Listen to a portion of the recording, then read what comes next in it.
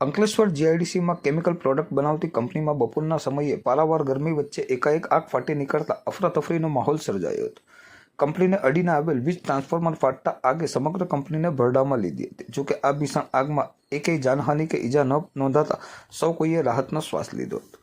Ankleshwar GIDC વસાહતમાં હેક્સામિથાઇલ ડિસિલિઝેશન આવેલી Glenn India chemical કંપનીમાં બપોરે 3:01 વાગ્યાના ગાળામાં ભીષણ આગ ફાટી નીકળી હતી. મળતી આધારભૂત માહિતી પ્રમાણે કંપનીને અડીને આવેલ વીજ કંપનીના ટ્રાન્સફોર્મર કોઈ અગમ્ય કારણસર ફાટતા તેમાંથી નીકળેલ ઓઇલે પ્રથમ સિક્યુરિટી કેબિન ઉપર પડ્યા બાદ આગની જ્વાળાઓ કંપનીની ઇમારતની અંદર પ્રસરી ગઈ હતી અને જોતજોતામાં સમગ્ર પ્લાન્ટમાં આગ ભભૂકી ઉઠી હતી.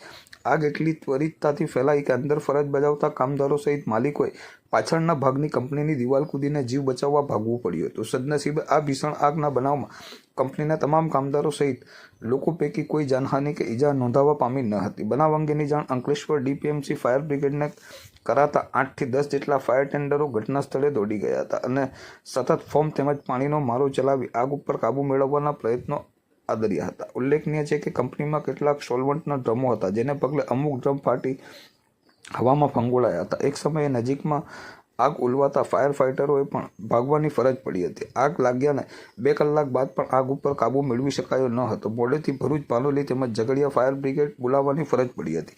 બનાવ અંગેની જાણ થતાં જ અંકલેશ્વર ઉદ્યોગ મંડળના હોદ્દેદારો, જીઆઈડીસી પોલીસ, જીપીસીબી સહિતની ટુકડી ઘટના સ્થળે દોડી આવી હતી.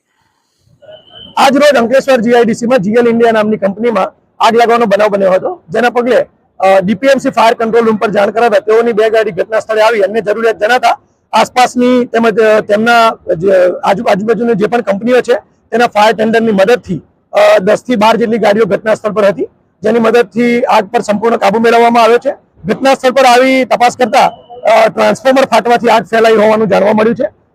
તેમજ સદનસીબે ઘટનામાં કોઈ પણ ઈજા કે જાનહાનિના અહેવાલ નથી.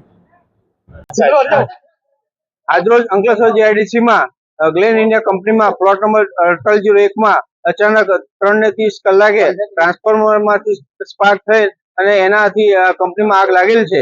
કોઈ જાનહાનિ થયેલ નથી. અત્યારે આગ બુઝાવવા માટે પોલીસ અને ફાયર ટેન્ડર સ્થળ પર હાજર છે. કુલ 6 થી 7 જેટલા ફાયર ટેન્ડર હાજર છે. પોલીસના માણસો પણ હાજર છે અને આગ બુઝાવવાનું કામગીરી ચાલુ છે. આગ લાગવાનું પ્રાથમિક કારણ એવું જાણવા મળેલ છે કે શોર્ટ સર્કિટથી મળેલ છે, પરંતુ તપાસ કરતા ખરી હકીકત જાણવા મળશે.